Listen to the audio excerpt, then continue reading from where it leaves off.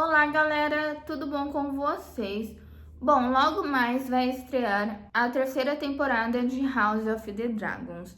Eu ainda não assisti nem a primeira nem a segunda temporada, o máximo que eu assisti foi os 3 primeiros episódios, mas eu gosto muito desse universo, né, de Game of Thrones, de Westeros, e eu já li Fogo e Sangue, né? Eu queria criar vários conteúdos legais para vocês enquanto eu assistia a série, mas eu sei que não vai dar tempo de eu criar esses conteúdos até a série começar, né? A terceira temporada estrear. E aí eu tava pensando, mas ainda assim eu quero criar alguma coisa, quero trazer algo, né, desse universo. E eu pensei, bom, eu já li Fogo e Sangue e talvez esse conteúdo seja mais fácil, mais rápido, precise de menos edição. E aí eu falei, bom, eu acho que eu vou ler Fogo e Sangue, só que a partir do momento ali em que começa, né, de fato, a Dança dos Dragões. Na verdade, eu vou começar desde o Grande Conselho ali, do Jar Harris, até o final da Dança do Dragão, que é basicamente o que narra esse livro aqui, né? Bom, Fogo e Sangue, ele vai narrar desde a conquista do Aegon Conquistador, com as suas irmãs, né, e o Balerion, até o final da Dança dos Dragões. Então, basicamente, metade do livro é só Dança dos Dragões. O livro ele tem 590 páginas e a Dança dos Dragões começa na página 289, para vocês terem uma noção. Então, é realmente metade do livro, só esses acontecimentos, só a ruína ali da casa Targaryen. Então, assim, tipo, tudo que vai acontecer na série, eu já sei. Talvez eles mudem alguma coisa, talvez. Mas os principais acontecimentos ali, eu sei. E eu acho que seria interessante eu trazer, eu dar uma lida, né? Pra vocês verem como que é no livro, né? E trazer aqui pra este canal uma série de episódios em que eu leia, né, na íntegra, esses acontecimentos. Bom, eu me chamo Juliane, esta daqui é a Estação dos Livros e eu espero que vocês gostem desses conteúdos aqui que eu vou trazer para vocês. Neste vídeo aqui eu pensei em ler até ali a morte do Jar Harris Targaryen, né, o velho rei. Tudo que culminou ali na questão da sucessão, por que ele não tinha herdeiros diretos, o que aconteceu, por quê? E aí vocês vão descobrir. Herdeiros do Dragão, uma questão de sucessão. As sementes da guerra muitas vezes são plantadas em tempos de paz. E foi assim em Westeros. A luta sangrenta pelo Trono de Ferro, conhecida como Dança dos Dragões, que aconteceu de 129 a 131 depois da conquista, teve suas raízes meio século antes, durante o reinado mais longo e mais pacífico de qualquer um dos descendentes do conquistador, o de Jar Harris I Targaryen, o Conciliador. O velho rei e a boa rainha Alysanne governaram juntos até a morte dela em 100 depois da conquista. Fora 2 períodos de distanciamento conhecidos como Primeira e Segunda Discórdias, e tiveram 13 filhos. 4 deles, 2 filhos e 2 filhas, cresceram até a maturidade, se casaram e tiveram os seus filhos. Nunca antes nem depois os 7 reinos foram abençoados ou amaldiçoados, na visão de alguns, com tantos príncipes e princesas Targaryen. Da união do velho rei e de sua amada rainha saiu uma confusão tão grande de reivindicações e postulantes que muitos mestres acreditam que a Dança dos Dragões ou alguma outra luta similar era inevitável. Isso não ficou aparente nos anos iniciais do reinado de Jar Harris, pois no príncipe Aemon e no príncipe Baelon, sua graça tinha os proverbiais herdeiro e um sobressalente. E raramente o reino foi abençoado com 2 príncipes tão capazes. Em 62 depois da conquista, aos 7 anos, Aemon foi formalmente ungido príncipe de Pedra do Dragão e herdeiro do Trono de Ferro. Alçado cavaleiro aos 17 anos e campeão de torneio aos 20, tornou-se juiz e mestre das leis aos 26 anos. apesar de nunca ter servido o pai como mão do rei. Isso só aconteceu porque a posição era ocupada pelo Septão Barfi, o amigo de mais confiança do velho rei e companheiro dos seus esforços. Baelon Targaryen não ficava atrás em nada. O príncipe mais novo conquistou seu título de cavaleiro aos 16 anos e se casou aos 18. Embora ele e Aemon tivessem uma rivalidade saudável, nenhum homem duvidava do amor que os unia. A sucessão parecia sólida como pedra. Mas a pedra começou a rachar em 92 depois da conquista. Como Aemon, o príncipe de Pedra do Dragão foi morto em Tarth por uma flecha de besta miriana disparada para um homem ao lado dele. O rei e a rainha sentiram a perda, e o reino também, mas nenhum homem ficou mais abalado do que o príncipe Baelon, que foi na mesma hora para Tarth e vingou seu irmão expulsando os mirianos para o mar. No retorno para Porto Real, Baelon foi celebrado como herói por multidões e abraçou seu pai, o rei, que o nomeou príncipe de Pedra do Dragão e herdeiro do trono de ferro. Foi um decreto popular. A plebe amava Baelon o Valente, e os senhores do reino viam como sucessor óbvio do irmão. Mas o príncipe Aemon tinha prole. Sua filha Rhaenys, nascida em 74 depois da conquista, era uma jovem inteligente, capaz e bela. Em 90 depois da conquista, aos 16 anos, ela se casou com o almirante e mestre dos navios do rei, Corlys da Casa Velaryon, senhor das marés, conhecido como Serpente Marinha por causa do mais famoso de seus muitos navios. Além disso, a princesa Rhaenys estava grávida quando o pai morreu. Ao conceder Pedra do Dragão ao príncipe Baelon, o rei Jaehaerys estava não só passando por cima de Rhaenys, mas também, possivelmente, do filho ainda não nascido. A decisão do rei estava de acordo com uma prática bem estabelecida. Aegon, o Conquistador, foi o primeiro senhor dos Sete Reinos, não sua irmã Visenya, 2 anos mais velha. O próprio Jaehaerys sucedeu seu tio usurpador Maegor no Trono de Ferro, embora, se a ordem fosse de nascimento apenas, sua irmã Rhaena tivesse mais força de reivindicação. Jaehaerys não tomou essa decisão de forma leviana. Sabe-se que ele discutiu a questão com seu pequeno conselho. Sem dúvida, ele consultou o Septão Barfi, como fazia em todas as questões importantes, e a opinião do grande mestre Elessar também tinha grande peso. Todos concordaram. Baelon, um cavaleiro experiente de 35 anos, era mais adequado ao governo do que a princesa Rhaenys de 18, ou seu bebê ainda não nascido, que podia ou não ser menino, enquanto o príncipe Baelon já tinha tido 2 filhos saudáveis, Viserys e Daemon. O amor da plebe por Baelon, o Valente, também foi citado. Alguns discordaram. A própria Rhaenys foi a primeira a lamentar a objeção. Você prefere roubar do meu filho seu direito de nascença, disse ela para o rei com a mão na barriga inchada. O marido dela, Corlys Velaryon, ficou tão furioso que abriu mão do almirantado e de sua posição no pequeno conselho e levou a esposa embora para a Deriva Marca. A senhora Jocelyn, da Casa Baratheon, mãe de Rhaenys, também ficou furiosa, assim como seu extraordinário irmão Boremund, senhor de Ponta Tempestade.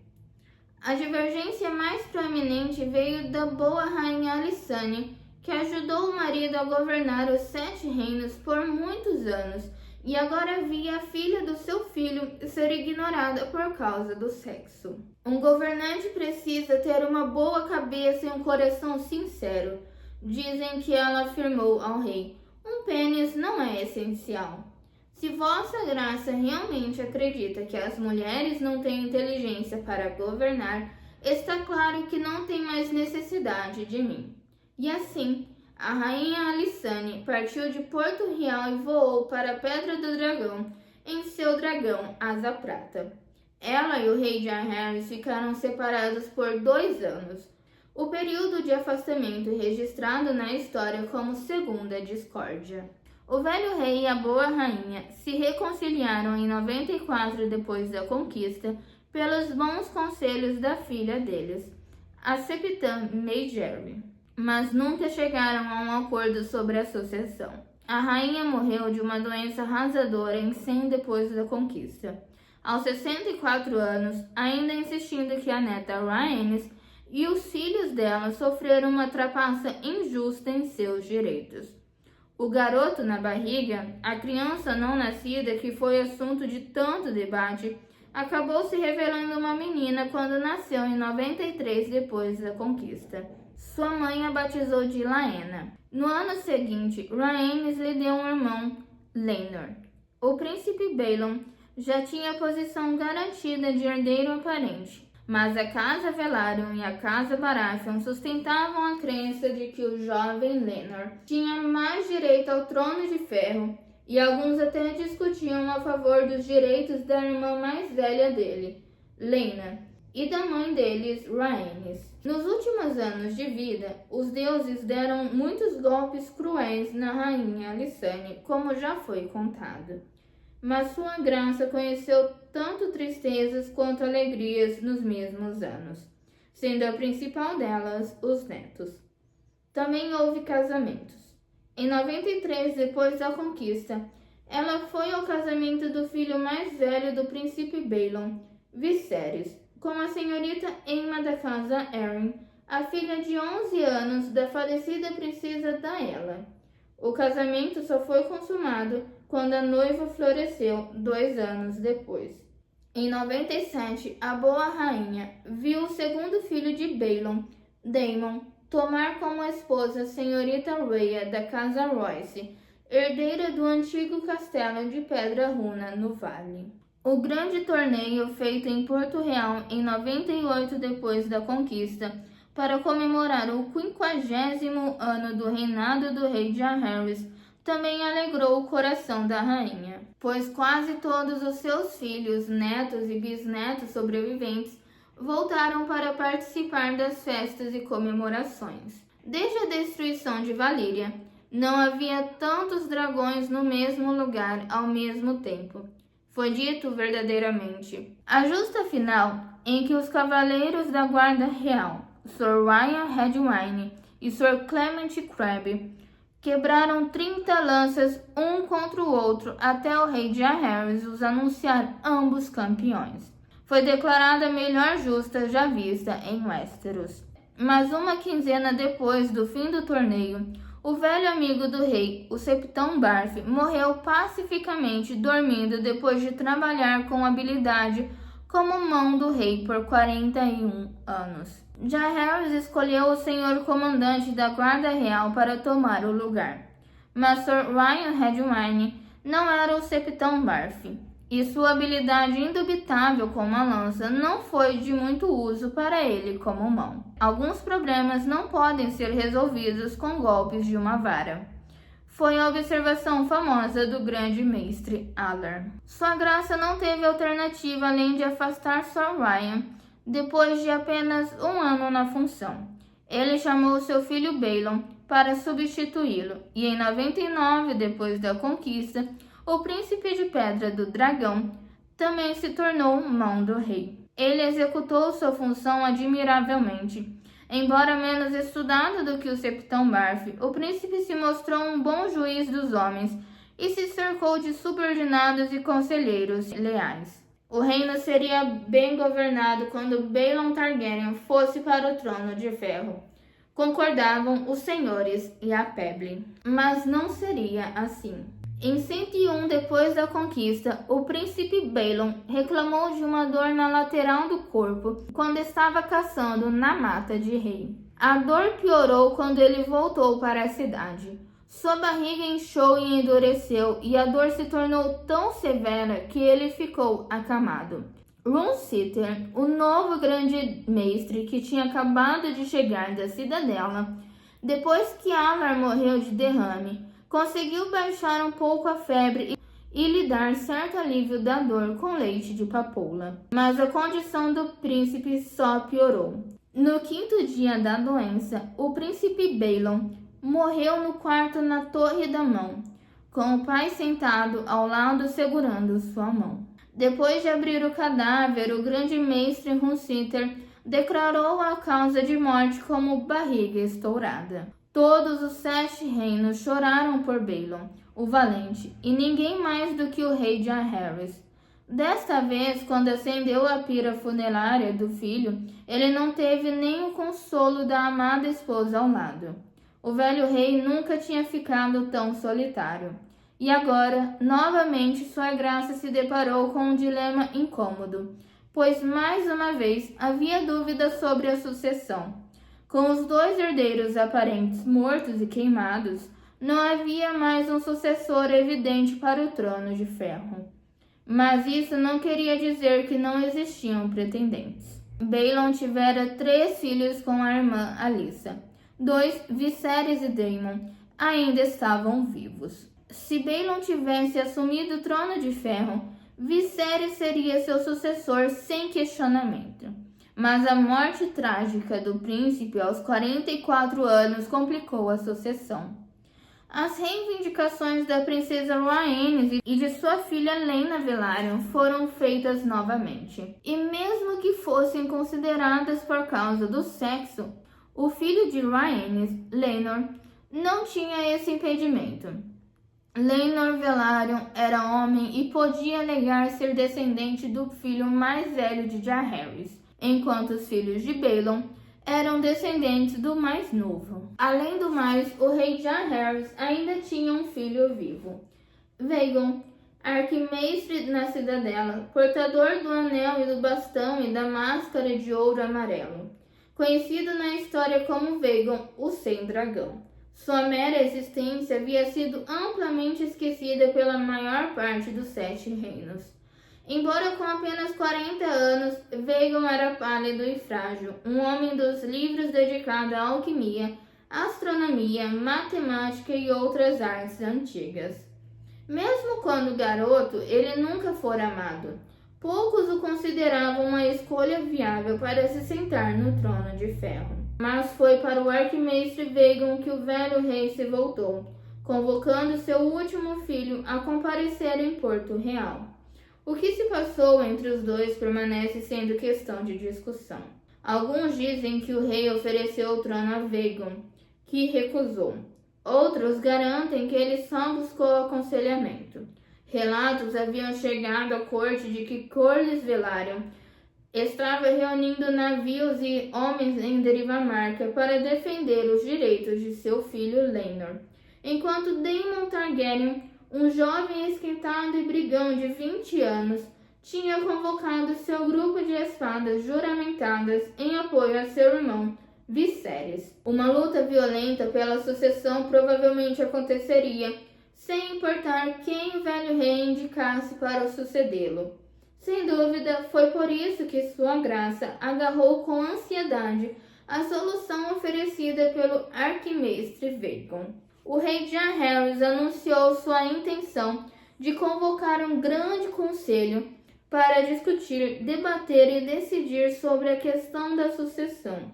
Todos os senhores grandes e pequenos de Westeros seriam convidados, junto com mestres da cidadela de Vila Velha e septãs e septões para falar pela fé. Que os postulantes apresentassem seu caso perante os senhores reunidos, decretou sua graça. Ele seguiria a decisão do conselho, fosse lá quem eles escolhessem. Ficou decidido que o conselho aconteceria em Harrenhal, o maior castelo no reino. Ninguém sabia quantos senhores compareceriam, pois nunca houvera um conselho assim antes, mas achava-se prudente ter espaço para pelo menos 500 senhores e seus acompanhantes. Mais de 1000 senhores compareceram. Foi preciso meio ano para que eles se reunissem. Alguns chegaram até quando o conselho estava terminando.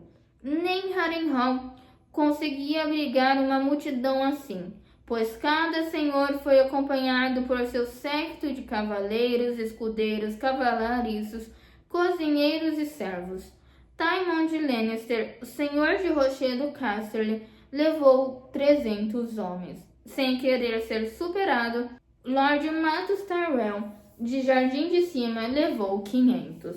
Compareceram senhores de todos os cantos do reino, da Marca de Dorne, as sombras da muralha, das Três Irmãs, as Ilhas de Ferro. A Estrela da Tarde de Tarth estava presente, e o Senhor da Luz Solitária. De Winterfell compareceu o Lord Eddard Stark. De Correrio, o Lord Grover Tully. Do Vale, Robert Royce, regente e protetor da jovem Jane Arryn, senhora do Ninho da Águia. Até os Dorneses foram representados. O príncipe de Dorne enviou uma filha e 20 cavaleiros dorneses a Harrenhal como observadores. O alto septão foi de Vira Velha abençoar a Assembleia. Mercadores e comerciantes chegaram a Harrenhal às centenas. Cavaleiros andantes e cavaleiros livres foram na esperança de encontrar trabalho para suas espadas. Carteiristas foram atrás de dinheiro. Mulheres velhas e garotas novas foram procurando maridos. Ladrões e prostitutas, lavadeiras e seguidoras de acampamentos, cantores e saltimbancos vieram de leste, oeste, norte e sul. Uma cidade de barracas surgiu do lado de fora das muralhas de Harrenhal e ao longo da beira do lago, por léguas em ambas as direções. Por um tempo, Harrington foi a quarta cidade do reino.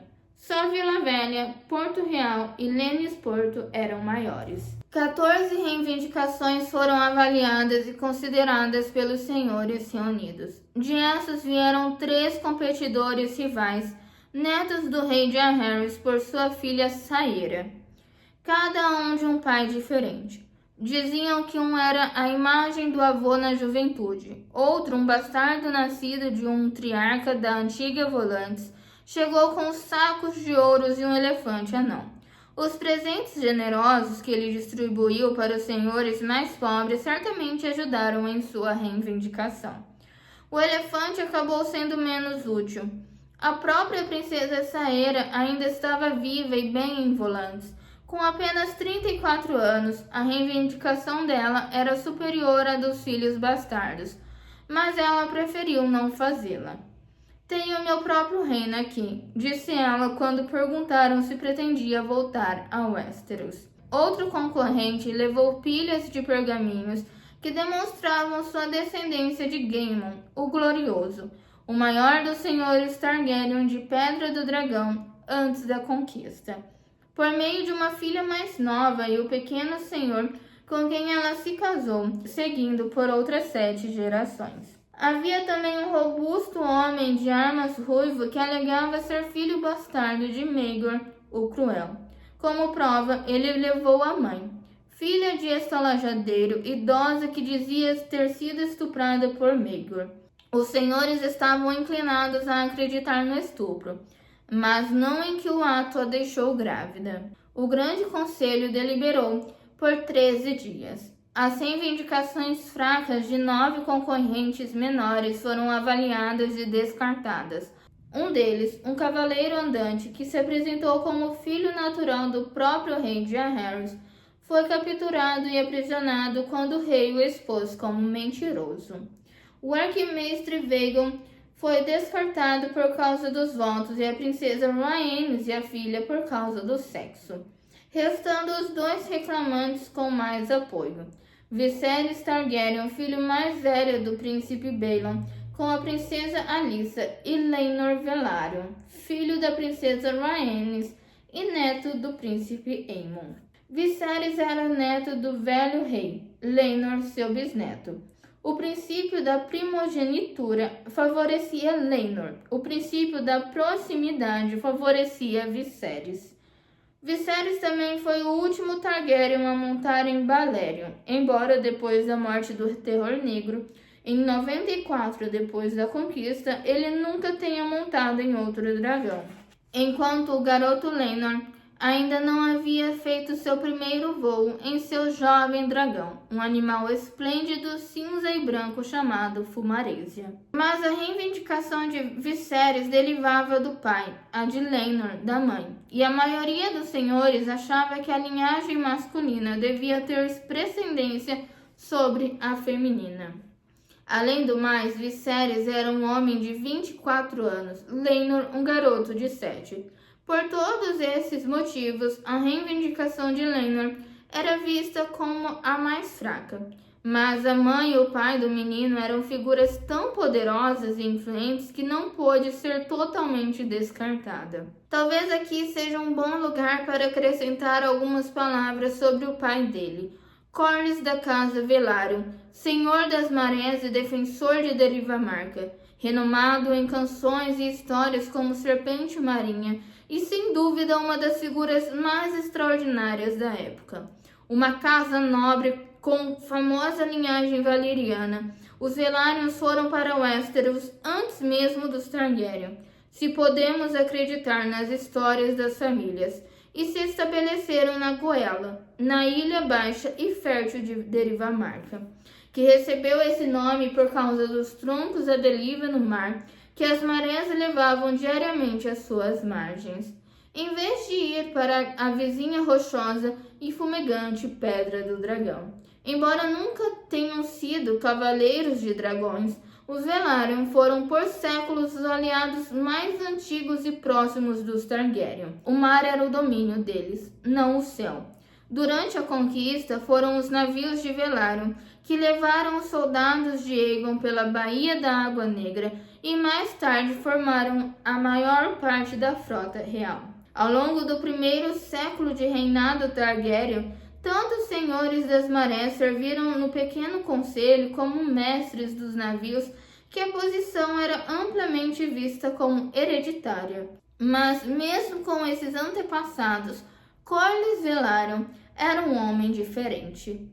Tão brilhante quanto inquieto, tão aventureiro quanto ambicioso. Era tradicional que os filhos do cavalo marinho, o símbolo da casa Velaryon, recebessem uma amostra da vida de marinheiro quando jovens.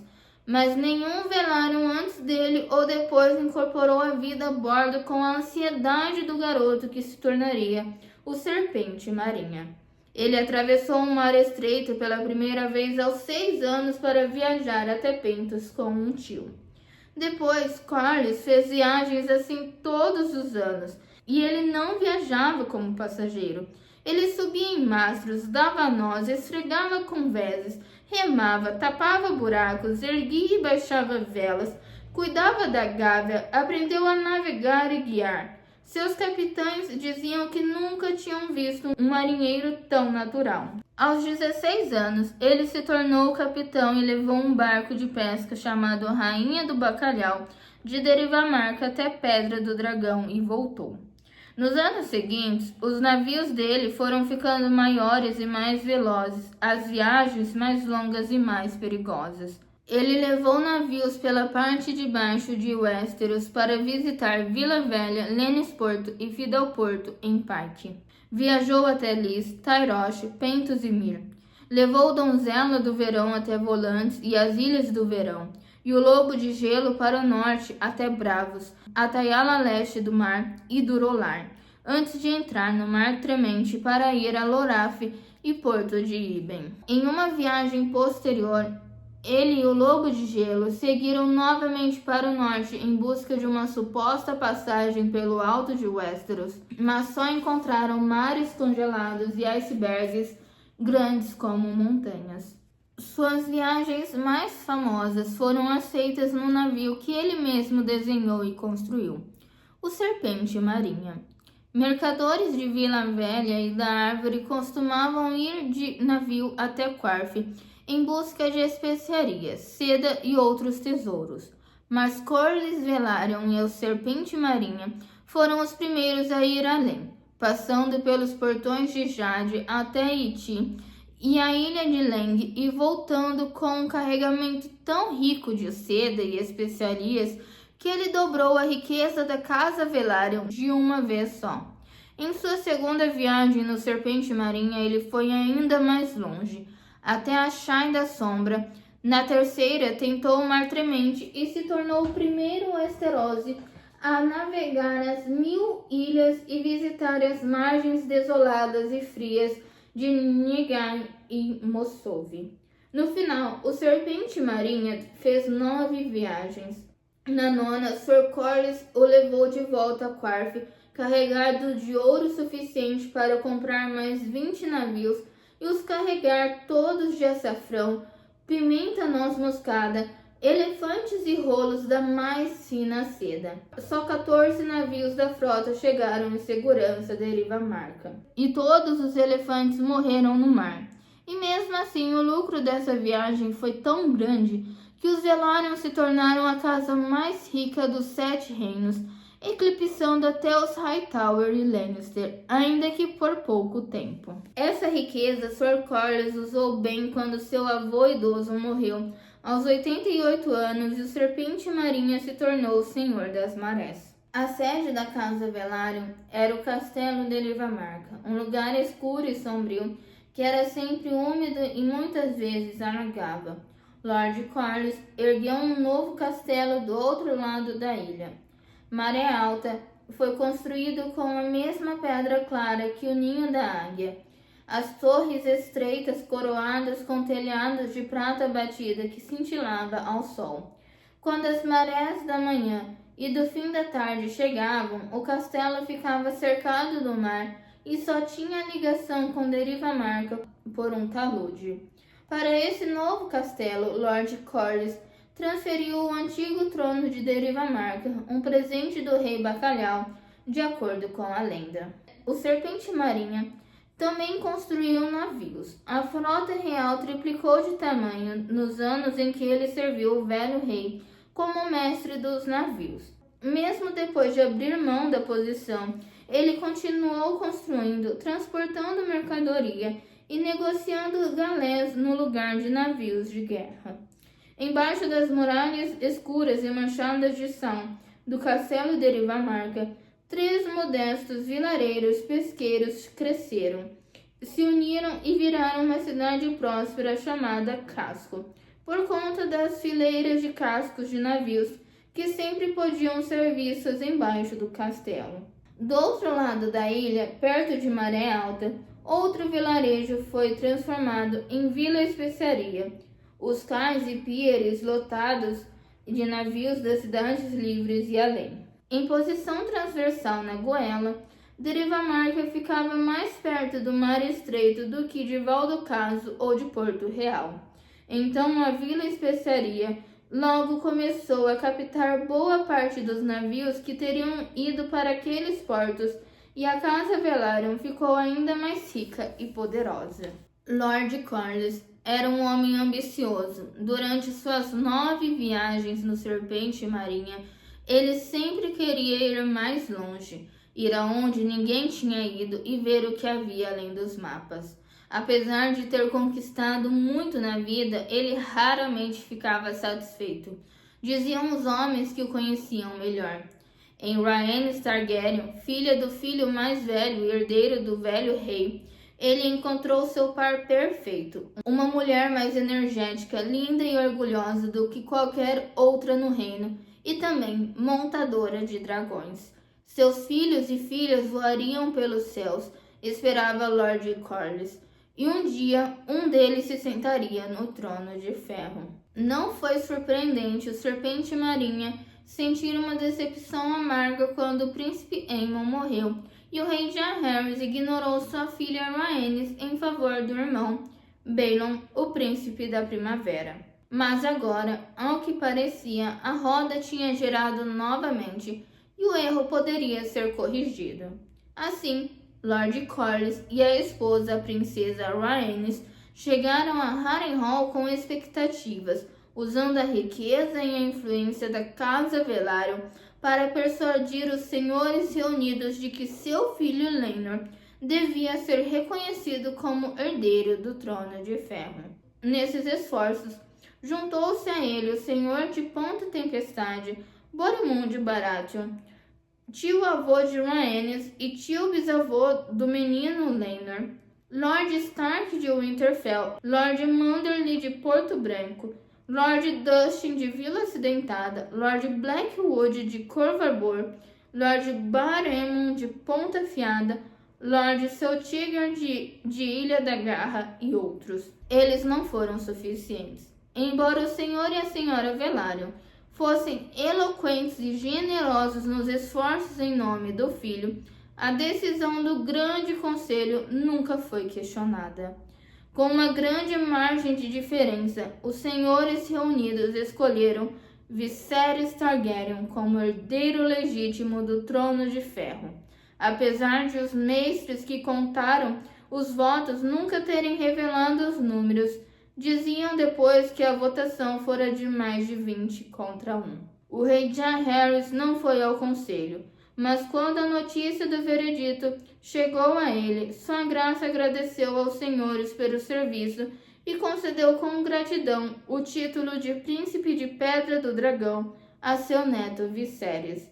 Ponta Tempestade e Derivamarca aceitaram a decisão, ainda que com ressentimento. A votação foi tão discrepante que até o pai e a mãe de Laenor viram que não tinha como vencer. Aos olhos de muito, o Grande Conselho de 101 depois da conquista estabeleceu um precedente de ferro nas questões de sucessão. Independente de senioridade, o trono de ferro de Westeros não podia passar para uma mulher, nem por uma mulher a seus descendentes masculinos. Vou ler de novo. Aos olhos de muito, o Grande Conselho de 101 depois da conquista estabeleceu um precedente de ferro nas questões de sucessão. Independente de senioridade, o trono de ferro de Westeros não podia passar para uma mulher, nem por uma mulher a seus descendentes masculinos. Dos últimos anos do reinado do rei Jaehaerys, pouco precisa ser dito. O príncipe Baelon tinha servido o pai como mão do rei, assim como o príncipe de Pedra do Dragão, mas depois de sua morte, Sua Graça decidiu separar as honras. Como sua nova mão, ele convocou Sir Otto Hightower, irmão mais jovem do Lord Hightower de Vila Velha. Sir Otto levou a esposa e os filhos para a corte e serviu o rei Jaehaerys fielmente pelos anos que lhe restavam.